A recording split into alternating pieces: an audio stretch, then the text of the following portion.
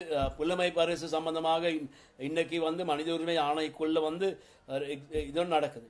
இப்போ நாங்கள் அதோடு நாங்கள் மனித உரிமை ஆணைக்குள்ள கேட்குறோம், இதுக்கு முன்னாடி நடந்த கம்ப்ளைண்ட் சம்பந்தமாக இந்த எக்ஸாம் கம்ப்ளைண்ட் சம்பந்தமாக என்ன நடவடிக்கை எடுத்தீங்க? ஆனாலும் அதில் ஒரு நடவடிக்கையும் எடுத்து இல்லை. இப்போ புலமை பரிசு பிரச்சனை எடுத்துக்கொண்டா எங்களுக்கு தெரியும், தற்போது 2 வகையான பிரச்சனைகள் இருக்குது. ஒன்று வந்து வினாவுகளை வெளியனுப்புனது. நாங்கள் நேற்று நாங்கள் கண்டோம், கடுவேல மேஜிஸ்ட்ரேட் கோர்ட்லேயும் 3 வினா வெளியனுப்பின ஒருத்தர் தேசிய கல்வி நிறுவனத்தில் ஒருத்தர் வந்து கைது செஞ்சு அவங்க சம்பந்தமாக விசாரணை நடக்குது. அதோட சில சில சில பரீட்சை பரீட்சை நடந்த இடங்கள் வந்து வாட்ஸ்அப்பில் அனுப்பியிருந்தாங்க படம் எடுத்து.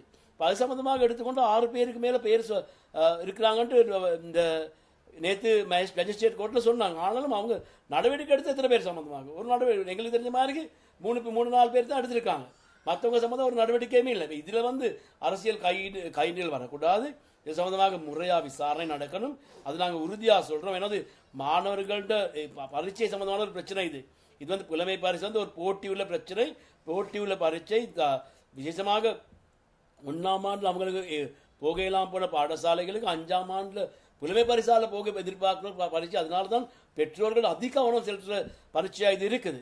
அதனால இந்த பரீட்சைகள் சம்பந்தமாக இது சம்பந்தமாகவும் விசேஷ அவதானமும் வேணும். இது சம்பந்தமாக தீர்மானம் எடுக்கிறதா இருந்தால் மாணவர்களுக்கு பாதிப்பு ஏற்படுத்தாத மாதிரி ஒரு தீர்மானம் அரசால் எடுக்கணும்னு நாங்கள் உறுதியாக சொல்கிறோம்.